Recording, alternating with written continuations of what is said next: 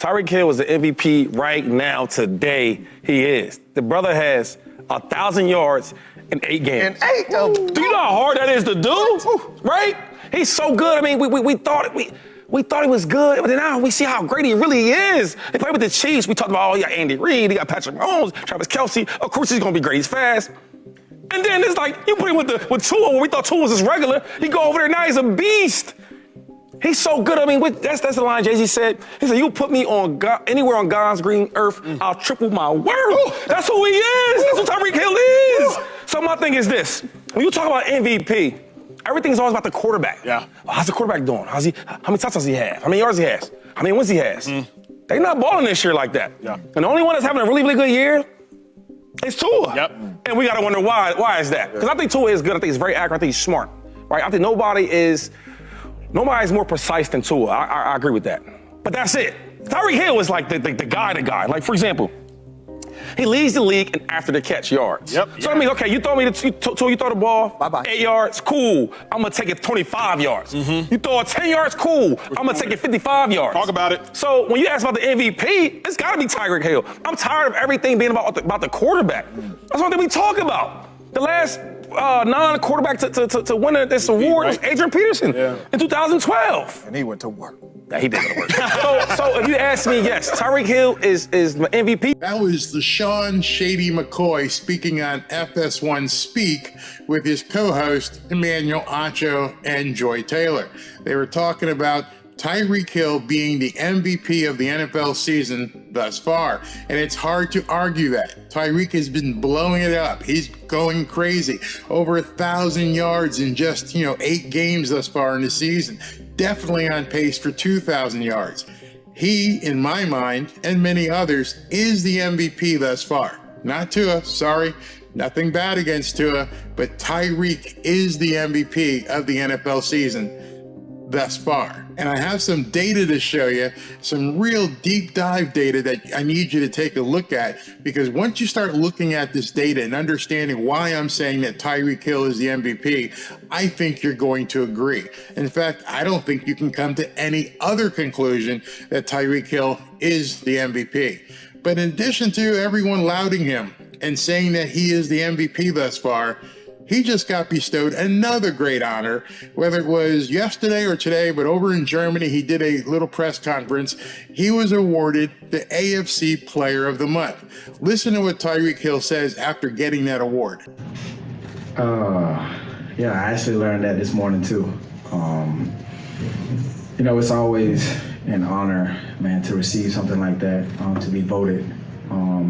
Just anything in this league is special. So for me to be able to be putting in the performances like I have, man, I just got to give a credit to my teammates, man. Like, they've been unbelievable also.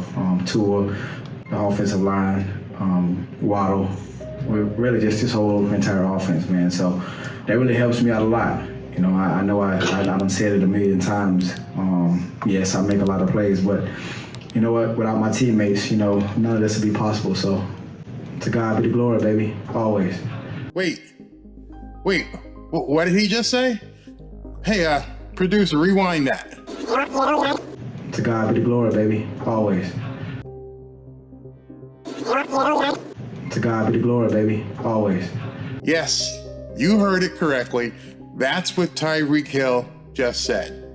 Tyreek Hill just said, glory be to God. All glory to God.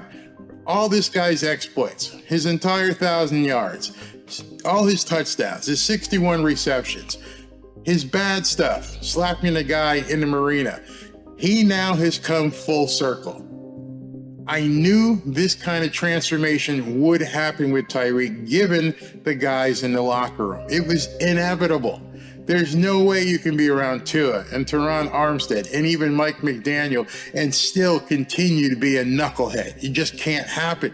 These guys are huge influencers within the core group of this team, of this locker room. They're all great men. And it seems finally, thank God, Tyreek has been touched.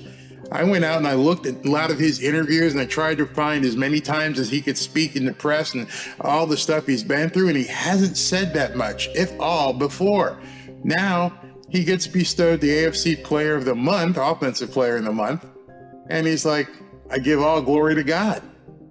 He said, I give all glory to God. Bet you didn't hear that. Bet you haven't seen it. I don't know why. It just doesn't, I can't figure it out why the sports people, the in-town journalists, I know ESPN never show it, but nobody ever shows what these guys are saying. It's their exact words, not mine. I'm not making it up. I'm just the one who keeps showing you. If it offends you and you want to hide from the light, that's fine. But I'm trying to show you the light. These guys are getting the light shown to them, and they're telling you, hey man, something's different in my life. This is a guy who just a few months ago got into a scuffle down at the marina in Miami, slapped a guy upside the head, almost got arrested, possibly would have, looked at a suspension. And now today he says, to God, all the glory. Well, Barry, you were one of the ones who were talking about him getting suspended. No, I said that he could possibly be suspended.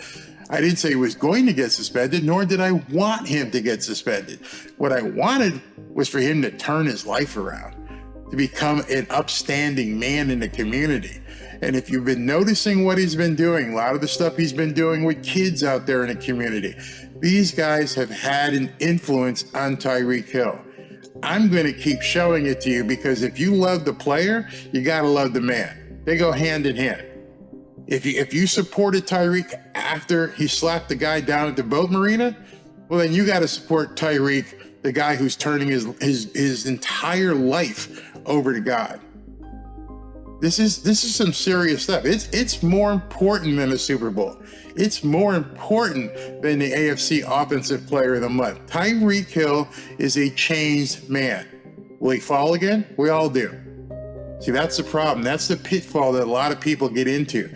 They think that once you become a strong, God-fearing man, where you give glory to God, that you're supposed to be impenetrable. No, just the opposite. Just the opposite. Now you're going to get attacked even further. Now, the evil one out there is going to say, oh, wait a minute, I lost him. He's no longer with me. I'm going to have to do everything I can. I'm going to have to present him with all kinds of temptations and trials and tribulations. You see, because the evil people don't want you to succeed in that manner. They don't care if you slap somebody in the head in the marina. Just keep scoring touchdowns. Take your millions. Get some drugs. Buy some girls. Do whatever you need to do. Just keep scoring touchdowns. But now, when you start glorifying God, it causes people to take a step back. Why do you think nobody puts it out there? Why do you think he said it? Why do you think Tua says it? Why do you think on their platform they stand up right in front of the cameras and go, I'm praying? Tua says, I speak tongues on the sidelines. Ooh, wow, Tua, that's kind of weird. Nobody talks about it. Tyreek Hill, the bad boy, comes out and says, I give all glory to God. What? What? Did he just say that? Yes, he just said that. Here, listen again. To God be the glory, baby. Always. This isn't by accident. And it's also not by accident that all the beat writers, definitely the networks, completely avoid it. They won't show you that. They'll show you Tyreek doing the celebration in the end zone and doing all kinds of stuff. They'll show you going up in the stands and giving his mom the football. They'll talk about him getting in trouble and slapping somebody upside the head. We saw that everywhere. How many places have you seen that piece where Tyreek Hill gives all glory to God? You need to ask yourself why. Why are you not seeing that? Why is that not more important? Why is that not leading SportsCenter? Why is that not something that the guys inside the press conference room, I won't name them, you know who they are. Why are they not writing stories about that?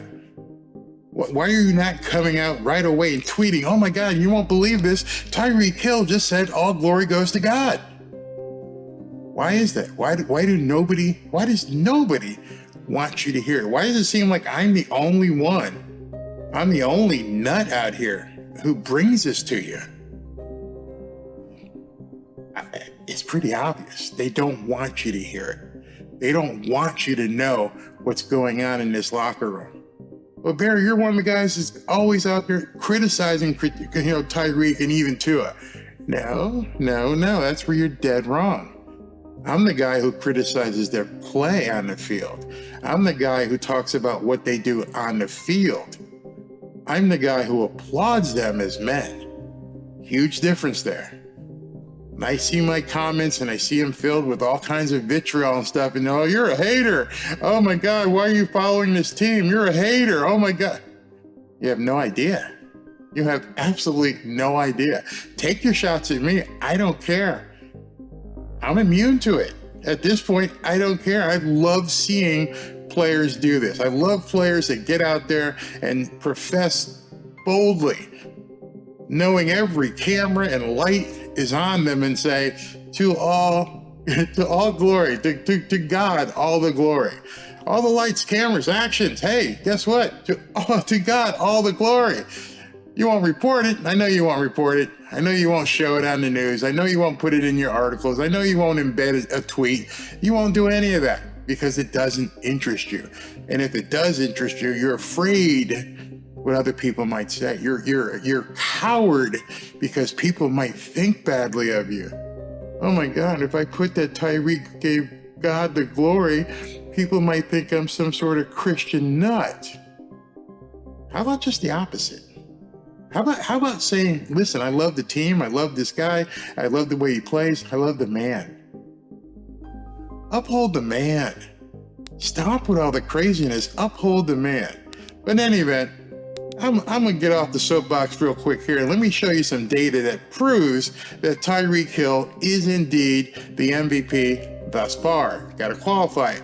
Only halfway into the season, but what he's doing is reminiscent of even more, actually not reminiscent. He's blowing what Marino, Duper, and Clayton did years and years ago, and I'm going to prove it to you. So I'm going to go off screen here because I'm going to give you some data that you have to really look at and dissect and understand what I'm about to tell you. So before we jump into the numbers, let me just give you some qualifying statements. In 1984, which was Dan Marino's best year by far, great year, 5,084 yards, 48 touchdowns, 109 passer rating. Y'all know that who've been following the team for some time. What you also know is back then, Mark Duper caught 71 passes for 1,306 yards. All right, Mark Clayton caught 73 passes for 1,389 yards. And in 1984, Dan Marino completed 362 passes. Great, Barry. So what are you getting at? What do all these numbers mean? These numbers, when you compare them to what Tyreek Hill is doing so far this year, you're going to see that Tyreek Hill is blowing Duper and Clayton away. I mean, completely. So in 1984, Mark Duper represented 26% of Marino's passing yards. Mark Clayton represented 27% of Marino's passing yards, and each of them caught 20% of Marino's completions. This year, Tua thus far has garnered 2,416 yards with 193 completions. Now, I want you to see the difference here thus far, and the difference is astounding. Thus far, Tyreek Hill has 1,014 yards receiving out of the entire 2,416 yards that Tua has thrown. That means that thus far in 2023, Tyreek Hill has 42% of Tua's passing yards. And thus far, he's got 32% of Tua's completions. Those numbers are astounding. Those numbers are just mind-blowing. Tyreek Hill has 42%. One player has 42% of the quarterback's passing yards on the year. That's incredible. Understand, in Marino's best year, Duper and Clayton only had 27 and 26% of Marino's passing yards. He was distributing the ball all over. Tua has been targeting Tyreek over and over for 42%, and he's caught 32% of his passes. That is incredible. That tells me that Tyreek Hill is the MVP thus far of the league in 2023. It's no doubt. It's not even close. Tua needs Tyreek Hill. It's obvious. You can't even deny it. So, Barry, but Tua's throwing the passes to Tyreek. Okay, Doesn't really matter. Tyreek is the one who's getting open, making these fantastic catches, who's getting the yards after catch, the yak that everybody talks about. 42%. In Marino's best year, where everybody said Marino, basically, that was the year that established him as an elite Hall of Fame quarterback. You have to compare. He had 5,000 plus yards. Duper and Clayton only represented 27 and 26% of his passing yardage. Tyreek, as you just saw, is 42% of Tua's gross passing yards. That's incredible. That's why Tyreek Hill is the MVP as of today. Things can change. It's a long season to go. We've got another 9 games to play. We shall see if that holds. But if it continues in this pattern, there's no doubt that Tyreek Hill is the MVP.